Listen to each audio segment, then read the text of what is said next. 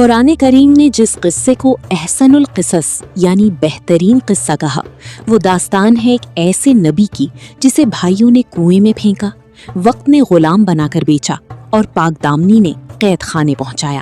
یہ کہانی ہے یوسف ابن یعقوب کی، جس کا آغاز ایک خواب سے ہوا اور اختتام تخت مصر پر۔ بچپن میں یوسف نے دیکھا کہ 11 ستارے، سورج اور چاند انہیں سجدہ کر رہے ہیں۔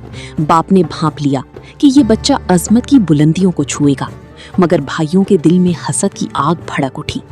اسے کنویں میں ڈال دو۔ بھائیوں کا یہ فیصلہ یوسف کی زندگی کا پہلا کڑا امتحان تھا۔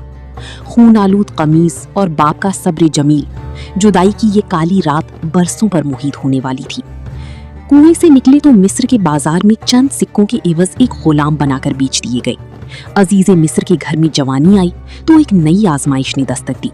زلیخا کے بند دروازے اور گناہ کی دعوت کے سامنے یوسف کی پکار تھی، معاذ اللہ، اللہ کی پناہ۔ کردار کی اس بلندی کی قیمت قید خانے کی صورت میں چکانی پڑی، مگر جس کے ساتھ اللہ ہو وہ قید میں بھی لوگوں کے خوابوں کی تعبیر بن کر ابھرتا ہے۔ بادشاہ کا خواب، قحط کی پیش گوئی اور یوسف کی تدبیر نے انہیں قید سے نکال کر مصر کا سیاہ و سفید کا مالک بنا دیا۔ وہ جو کبھی کنویں میں تنہا تھے، اب خزانوں کے امین تھے۔ پھر وقت کا پہیہ گھوما، وہی بھائی جو مٹانے آئے تھے اب غلہ مانگنے کے لیے سامنے جھکے کھڑے تھے۔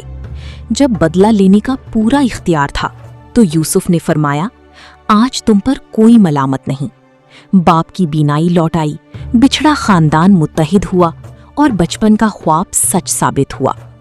یوسف کا قصہ ہمیں سکھاتا ہے کہ انسان سازشیں کرتا ہے، مگر جیت اللہ کی تدبیر کی ہوتی ہے۔